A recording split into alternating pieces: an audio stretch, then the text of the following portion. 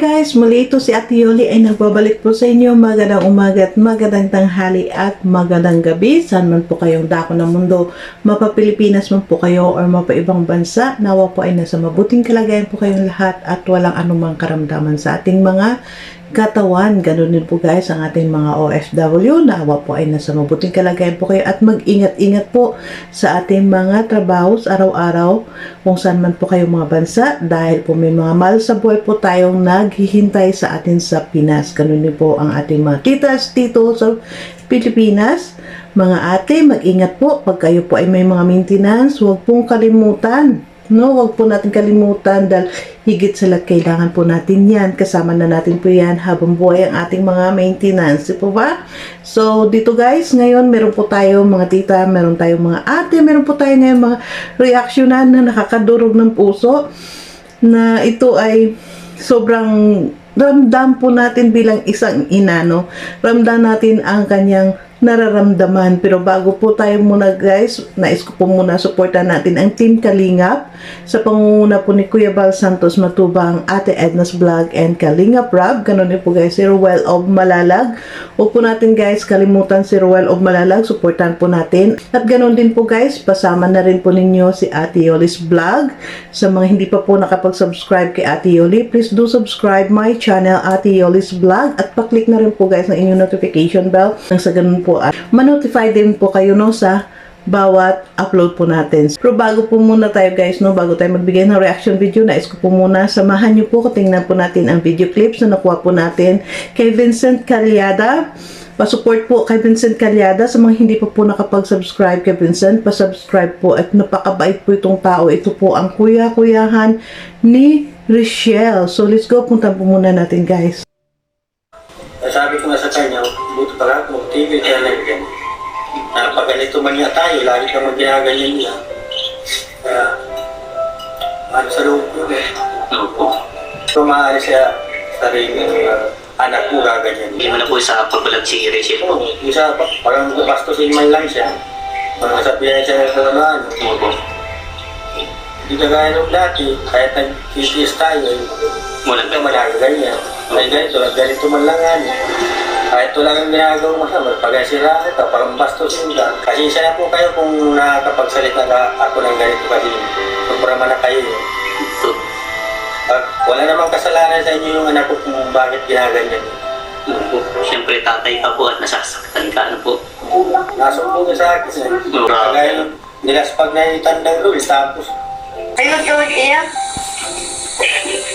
Hindi, kasi mabigat na ba? Mabigat masyado, okay? Patient, mabigat? Tulong po ako sa pagsakin. Kapag gabi po, naiyak na lang ako kapag hindi ko na kalakayin sa nararamdaman ko. Minsan po, sabi ko parang ayos na ako ng mundo. Sa palagi na lang ganun. Kasi kahit anong gawin ko, palagi sakit ako na. Nasakit po sa pakiramdam. Ngayon, kapag may sinasuot ako na maayos sa paligid nila, ano po, may nasasabi sila na ayun maarte na daw ako, nagiging okay na ako. Sinusuot ko lang naman po yung pinapahalagahan ko lang naman po yung mga binibigay sa akin ng mga sponsor.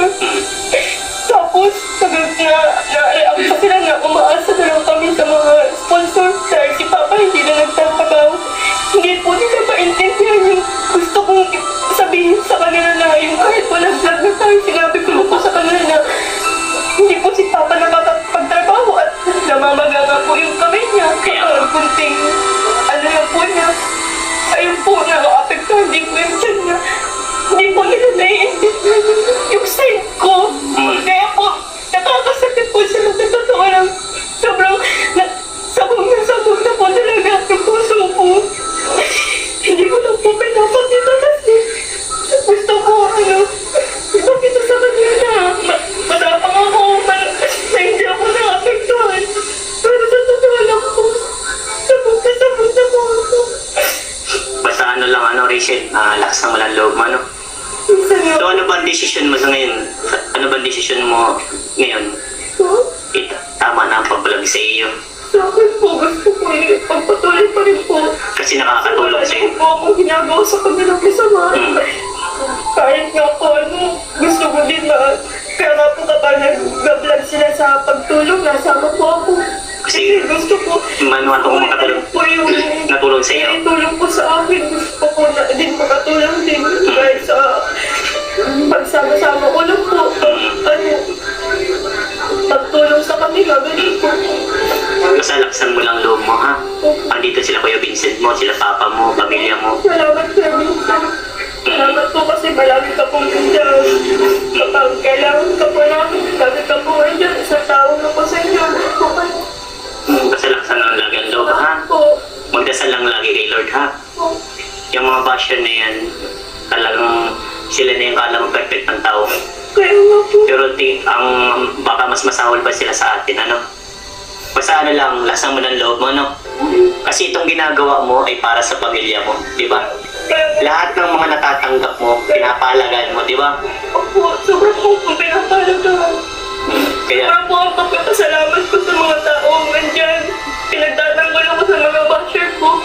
Kaya minsan nababawasan ko yung Bigat na. sakit, yung bigat ko sa loob ko. Kasi yung mga tao po, nakaka-appreciate ko sa akin. Yung mga tao, pinagtatanggol ako sa mga, sobra na po yung below the belt na po yung sasabi kaya sa nga. akin. Ito, baka mapanood ng mga basher na sabihan mo sila, Rachel. Yan sa mga basher ko na nagsasabi sa akin na ganito, nag-iiba na ako. Hindi naman po ako nag-iiba eh. Mas inaanuhan ko pa yung sarili ko na huwag kang ganito. Dapat nasa ka, dapat yung mo ayusin mo. Hindi ko po mapigilin yung sarili ko, natatawa ako sa harap ng camera kasi ganun po talaga ako eh. Palatawa po talaga ako kahit na mababaw lang, matatawa po talaga ako. Tsaka, hindi naman po ako nagpapakita tao lang sa camera. Kung ano po ako, yun po ako talaga. Kaya, ako nga, wala akong masabi sa iyo, Rachel. Yung iba kasi, may mga tao pang kinukumpara kay. Yan po sana, huwag po tayo magkumpara. Napakabait po nito ni Rachel, sa mga minamahal nating viewers, huwag po natin kumpara si Rachel sa ibang tao, Si Rachel po ginagawa lahat, di ba? Ano sabi mo, Rachel? Kaya nga po nakakababa ng self-confidence yung pagkukumpara niya sa akin. Kasi hindi naman po ako nakikipag-competition. Basta ano lang, ha? Laksan mo ng loob mo, ha? Sabi po, okay lang po. Kahit kung ano lang yung meron ako, okay lang po ako. Kaya nga po nung nawala yung sa'yo, grabe po yung sabi ko sa ako, di po alam po ano. Dami. Normal yan kasi sa social media, ganyan talaga maraming basher, Di ba? Siguro po, hindi niyo inopin yan. Hindi ka po. Iiyak. Hindi ka po iiyak. Mas okay yun na ilabas niya. Hindi po kasi yan, yung pala po yun. Talagang, kahit kaya niya po. And at least, buti na pumunta ako dito para nailabas niya. Gusto ko rin po sana may nabasa po ako kasi sa Facebook. Kung ayun naman po sa pinasali ko, okay lang po. Huwag na lang po kayong magsalita ng kung ano-ano against po sa dalawa ni Kuya Ruel. Kasi yung kunyari po, kung doon po kayo sa isang niyo po, di doon po kayo. Huwag na lang po pakialaman yung pinsan ko kasi kahit naman po kami nasasaktan. Opo nga, kamag-anak ka. Opo. Dati po sabi po nila, mag-ayos po kami ng pananamit. Ganun po. Kasi po lagi daw po kami nakapambahay tapos ulit-ulit daw po yung sinusuot namin. Kasi yun talagang meron kayo. Yun lang po kasi yung meron kami sa ngayon po. Pero simula po nung dumating kayo, nagkaroon po kami ng sponsor, may mga nagpapadala po. Siyempre po, pinapahalagan po namin yung mga binibigay ng Kaya nga, sponsor. yun yung pati makikita ko sa inyo. Talagang, maski nung una pa lang ko kayo nakita, di ba? Yung, Wala naman po ako nabibili na galing po sa mga puro po sa pagkain, sa pagkakas po sa bayo. yung pumunta nga tayo ng SM, chinelas mo, grabe. Talagang bilib ako dito sa dalagan to. Talagang, ang gandang babae, tas ganun yung chinelas. Basta sa ganito andito lang si Kuya Vincent. Ito mga nagkuya mo. Ha?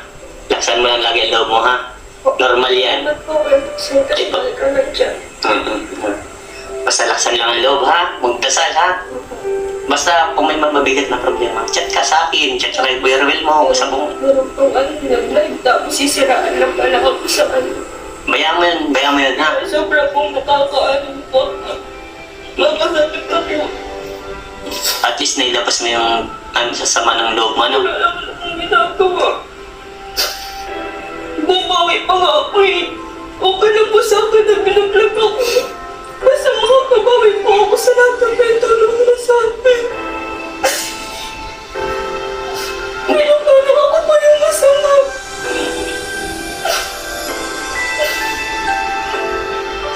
Sige na, sige na, kita.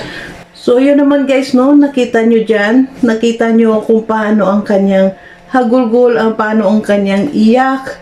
Nakita natin guys na para sa isang ama kay Tatay Raysan ay sobrang sakit po sa isang ama ang makita ang anak na ganyan.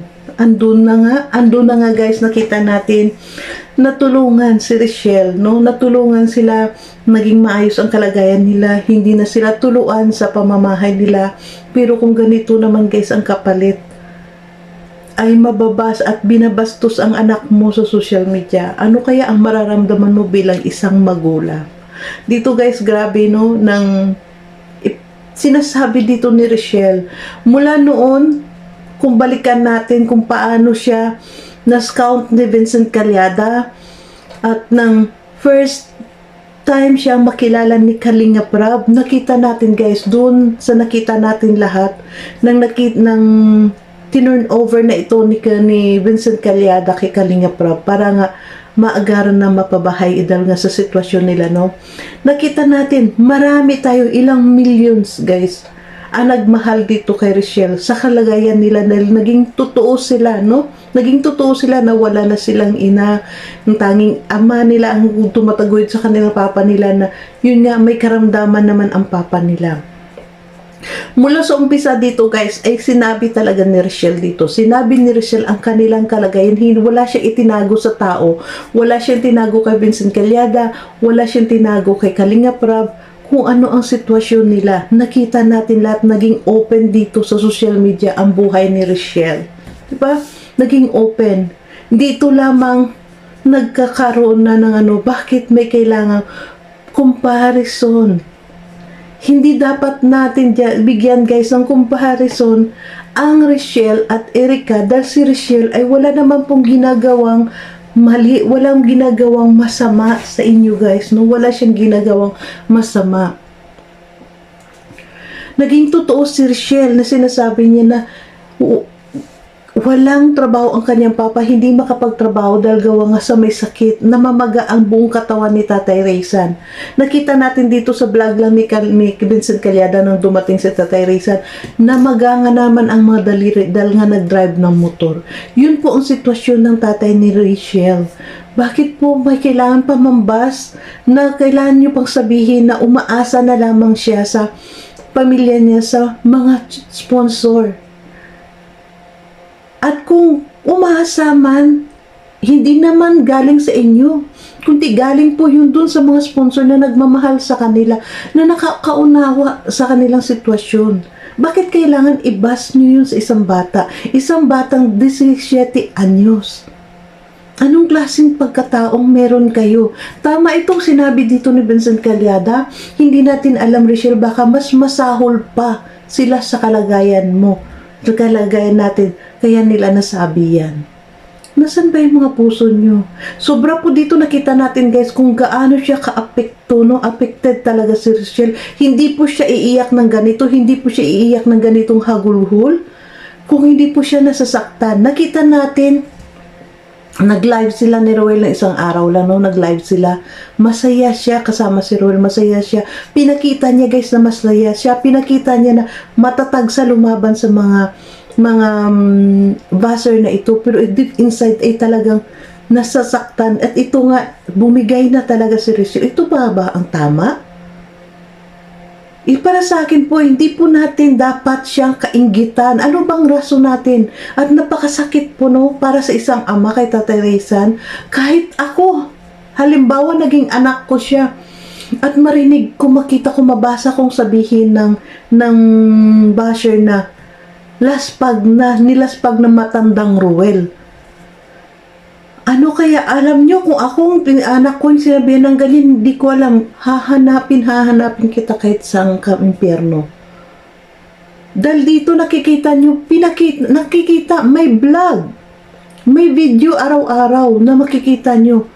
Kung sumasama man siya kay Ruel sa pagbablog, nakita nyo ba na naghalikan ng dalawa para sabihan nyo ng ganyan? Sabihan nyo, umarte, tama lang, nakita po, kagaya nito, sinabi ni Trixie dito. Dati, sinasabihan nyo kami na mag-ayos naman dahil hindi lagi na lang ang suot namin ay pambahay. Dahil yun lang talaga ang kanilang maisusot. Yun ang sitwasyon nila nang nakita sila ng kalingap. Nakita sila ng kalingap, ganun ang sitwasyon nila. Ngayon, mayroong mga sponsor na tumutulong na gustong mabago ang buhay nila.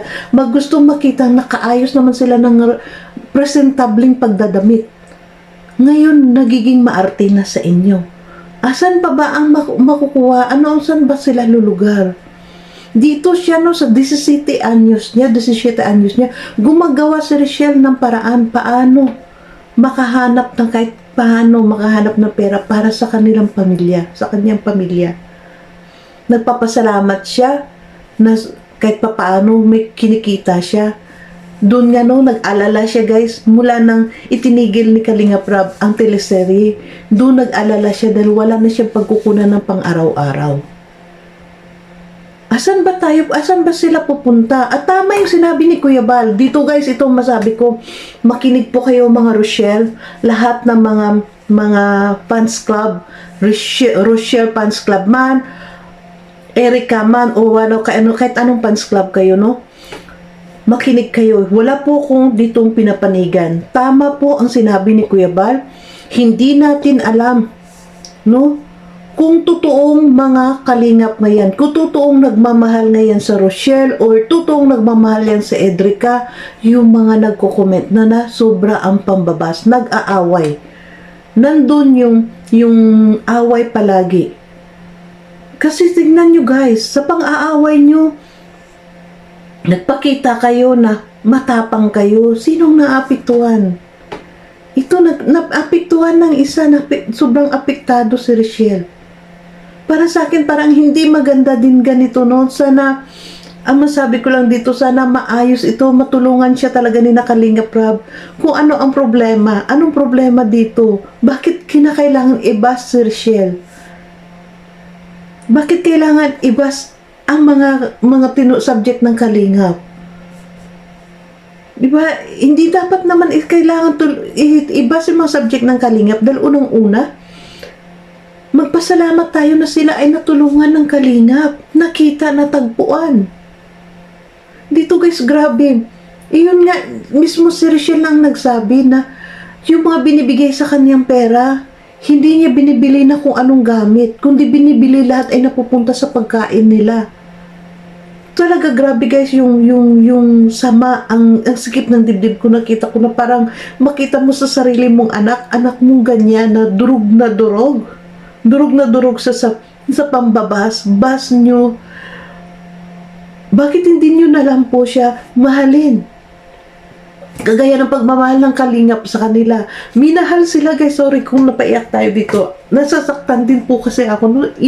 Isang inaka na makita mo ganito yung tao.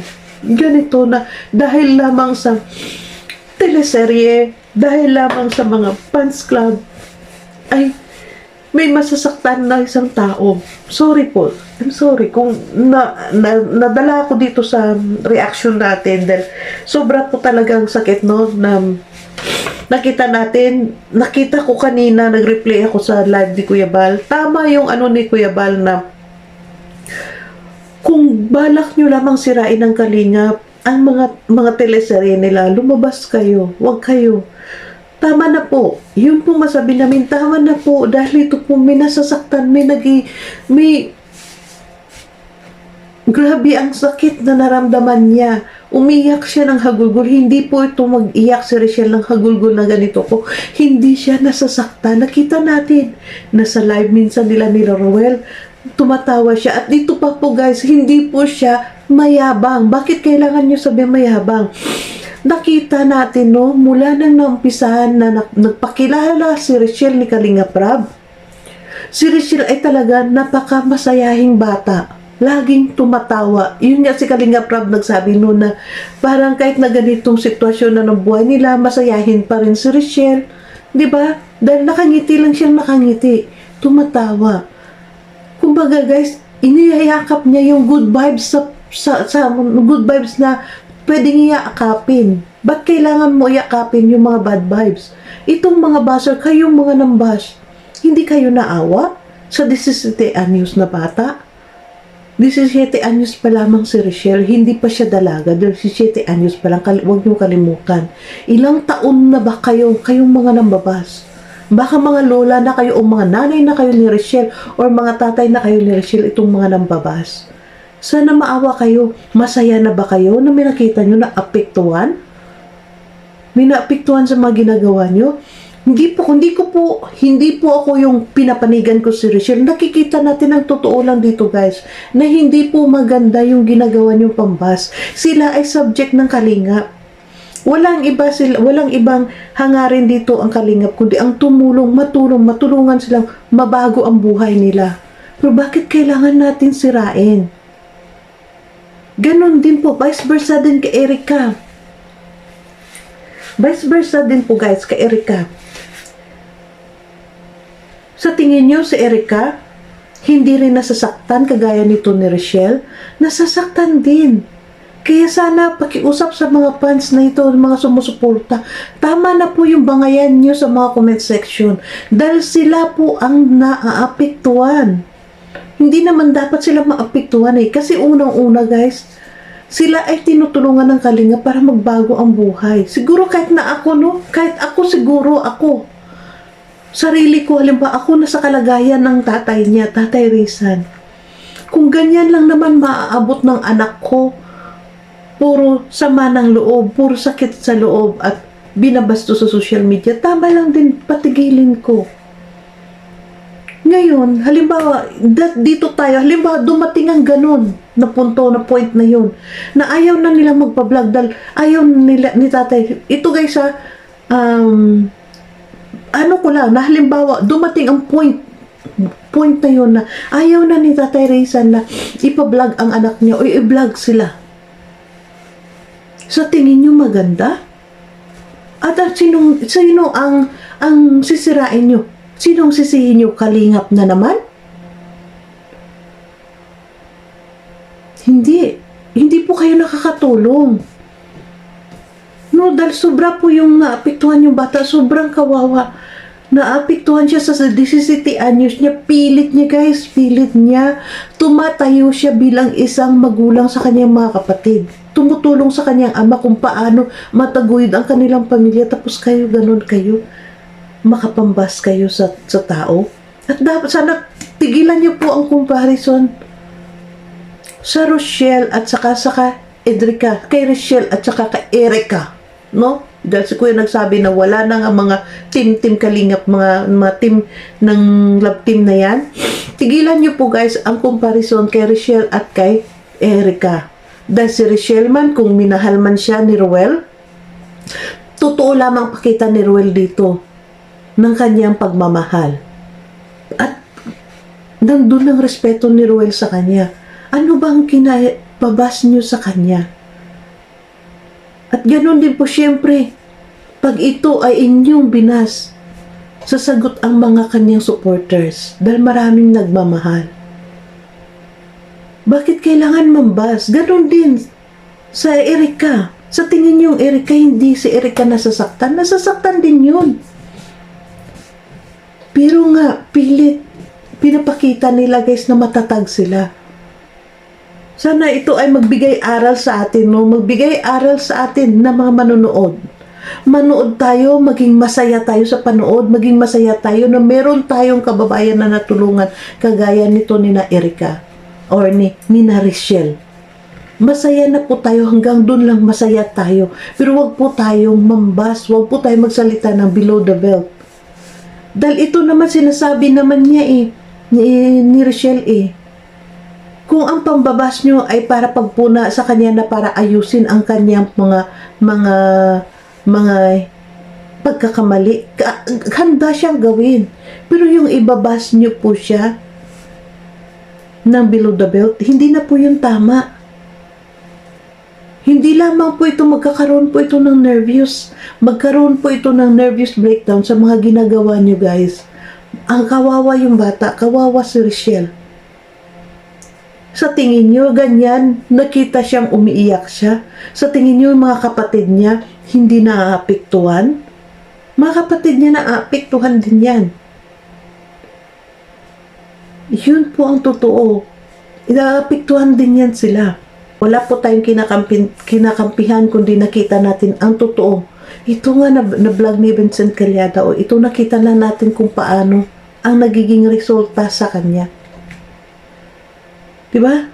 Resulta sa isang bata na inyong inabuso.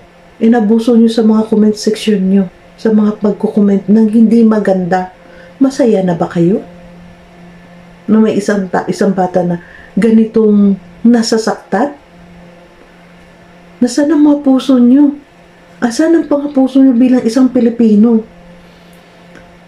Wag po, tumigil na po kayo sa mga ganyang klaseng attitude nyo. Huwag po tayo manatili kung ano pong kinagisnan natin, ay iyon na sundin na natin, nakita natin. Manghusga tayo sa kapwa natin dahil hindi po natin alam, guys. Baka yung hinuhusgahan natin, mas masahol. Tama yung sabi dito ni Vincent Calyada. Hindi natin alam yan. Baka yung mga itong nambaba sa'yo ay mas masahol pa sa'yo ang mga ugali nito, ang kalagayan sa buhay. Di kaya totoo yun? At dinadaan nyo na lamang sa bus dahil sa nainggit kayo sa kanya? Grabe, sobra kayo, sobra, grabe. Sana, wala na po, sana sa mga sinabi nga ni Kuya Bal, sana ay magpakita naman kayo ng tawag nito, ng galang, ng respeto. Respeto naman po, ang respeto lang pakita nyo bilang isang tao. Huwag naman po tayo magpakita na parang asong-asal tayo dito sa social media. Diba? Dahil mga tao po ito. At napakabata pa para ibas nyo ng mga ganong klaseng salita. At sana, ito lang please lang, pakiusap na rin po sa lahat. Sana matigil na ang comparison. Hindi nyo po sila kailangan i-compare sa bawat isa. Lahat ito ay likha ni Kalinga Prab sa kanyang mga teleserye. Gusto lamang ni Kalinga Prab bigyan kayo ng kasayahan. Ipinapakita lamang dito ni Kalinga Prab ang kanilang mga istorya. Pero bakit kailangan natin i-compare ang isa't isa sa kanila? Hindi ba tayo maging masaya na lang na sila ay natagpuan ng kalingap? Diba? So, sana ito guys, itong nangyari sa isang vlogger, no, na reaksyonan nga natin, pero hindi talaga ako na mag-ano, dahil sana ito ay maging lesson learned. At itong nangyari kay Richelle ngayon na talagang bumigay na sa mga pambabas at dinibdib niya rin, no, yung mga narinig niya sa vlogger na yun sa live, dinibdib din ni Richelle. Sana iyon ay magiging lesson learned sa isa't isa, lesson learned sa bawat isa. Ito ang sinasabi ko, na sana iwasan nyo ang magsalita ng kung ano-ano, lalong-lalo na kung kayo ay staff ng Kalingap. Especially kung staff kayo ni Kalinga Prab, mag-iwas po magsalita sa bawat kung anong mga subject ni Kalinga Prab. Pakaingatan nyo po yun. Maging lesson learned po sa inyo ito. Hindi magre-react ito si Richelle na ganitong maapektado. Hindi magre-react si Ruel ng ganun sa live niya kung hindi sila nasasaktan. Kaya ito sana maging lesson learned na lahat mag-ingat-ingat po sa mga pinibitawan nating salita. Kung ano man ang ating ginagawa, huwag po tayo magpadala sa mga nagko-comment. Isipin pa rin natin kung tayo ba ay makakaapak sa kapwa natin. Diba? Ganon din po sa pagkukomment po natin. Isipin po natin kung tayo ay makakaapak sa tao sa mga comment natin. Dahil marami po, minsan may mga nagko-comment na basta na lang makapag-comment, hindi iniisip ko ano ang kino-comment nila. Sa tingin ay naging matapang sila sa comment. Sa tingin nila ay akala mo kung sino na sila sa comment nila. Nakapag-comment ako sa kanya ng ganito, nakapagsabi ko sa kanya ng ganyan. Hindi po tama yun. Pinakita mo lang po yung ugali mo, totoong ugali mo, sa pagko-comment mo. Yun lamang po yun. Kaya sana ito ang nangyari, maging lesson learned ito. Dahil unang-una guys, inuulit ko, huwag po natin guluhin ang kalingap. Ang kalingap ay pagmamahal. Mahal ng kalingap. Ang mga tao gusto lamang nilang tulungan. Pero kung may mga ganito naman na parang bangay dito, bangay doon, may nag-live si ganito, mag-comment ka ng ganyan, nag-premiere si ganito, mag-comment ka ng ganito, mag-aaway kayo doon sa comment section. Hindi po yun maganda, wala po yung respeto nyo. Kaya sana, tama na po. Ito na po yung pinakatuldok at magiging kunan natin ng lesson itong nangyayari sa lahat. Dahil ito po talaga grabe ang hindi maganda ang naging epekto kay Rachel. Kawawa po siya. Biktima po ito dito guys, si Rachel. Na si Rachel ay isang subject lamang ng kalingap na natutulungan ang kanyang sitwasyon sa buhay, natutulungan siya sa kanyang pag-aaral. Pero anong nangyayari? Diba? Ito ba ay ginagawa ng mga nagko-comment? Ito ba ang ginagawa ng mga tao? Sa ginagawa nyo guys, huwag nyo namang sirain ang kalingap. Huwag nyo sirain si Rachel. Dahil si Rachel po, taus-pusong nagtanaw ng utang na loob sa kalingap. Taus-puso po siyang nagtanaw ng utang na loob kay Kalingap Rob, kay Kuya Bal, kay Ate Edna, kay Kuya Vincent niya, na nakascout sa kanila. Kaya sana, unawain po natin. At intindihin po, dahil dito si Rachel po, mula umpisa, wala po siyang inilihim, no, sa buhay nila. Sinabi niya ang totoong sitwasyon nila at nakita rin natin, sinabi niya ang totoong sitwasyon ng kanyang papa, nakita din natin yun guys. At hanggang ngayon niya, pinapagamot yan ni Vincent Calyada. So bakit kailangan natin sabihan pa siya na umaasa na lamang sila sa sponsor? Anong pakialam mo kung umaasa sila sa sponsor? Ilagay natin guys na umaasa nga sa sponsor. Pakialam mo, nag-sponsor ka ba? Nagbigay ka ba ng sponsor sa kanya para pagsabihan mo ng ganyan? Diba? Hindi kayo nakapagbigay sa kanya kahit na singkunduling. Kaya sana guys, magdahan-dahan po tayo sa pambas, no? Ito po talaga, magdahan-dahan po tayo sa pagbas. Kahit man dito sa aking mga reaction video, dahan-dahan po kayo sa pagbas. May nagbabas na nagko-content kayo para nagre-reaction ka para lang may content, may revenue. Excuse me. Ang revenue ko dito sa aking pagbablog, pagre-reaction, hindi ko po ito inaasahan sa pagkain ko, no? Pakatandaan nyo yan. Huwag kayong magiging bobo sa pag-comment na dahil lamang sa revenue ay nagagawa. Dahil lamang sa views ay gino-content ko si ganito. Dahil ang revenue ko dito sa YouTube, tama ko lang pong ibalik din sa kalingap. Mas malaki po ang sahod ko dito kaysa sa revenue ko. Yeah? Sana magkaintindihan po tayo. Huwag po tayo maging bobo sa pagkukomment na dahil lamang sa views. Excuse me. Ako po ay talagang ginagawa ko itong pagre-reaction dahil sa ayon sa nakikita natin. No? Huwag po tayo maging duling or maging bulag. Kung kayo ay kampi doon sa nakagawa ng mali, it's okay. Walang pumipilit sa inyo. Walang nagtutwist sa inyo sa kagustuhan nyo.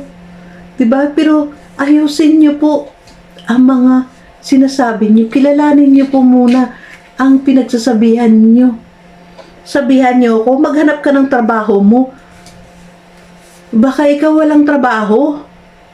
Alam mo kung sino ka. No? Ang trabaho ko, kahit hindi ako magtrabaho, hindi ako magugutom. May pagkain ako. So hanggang dito lang guys, hindi ko magpadala dahil dito galit na nga ako dito sa nangyari nito. So, sana lahat nito ay matigil na po ang lahat ng mga bangayan dito sa comment section ng mga tao na ito, no? At itigil na po natin ang comparison sa isa't isa sa kanila. Dahil masaya po sila. Tulungan natin maging masaya. Huwag po tayo maging isang sulsul na magkumpara. Ikumpara natin ang isa't isa. Dahil kahit po kayo, hindi po kayo pwedeng magkumpara. Dahil po yung mga daliri nyo hindi rin pantay. Di po ba? So, thank you so much guys and God bless everyone. Ingat po kayong lahat. Bye!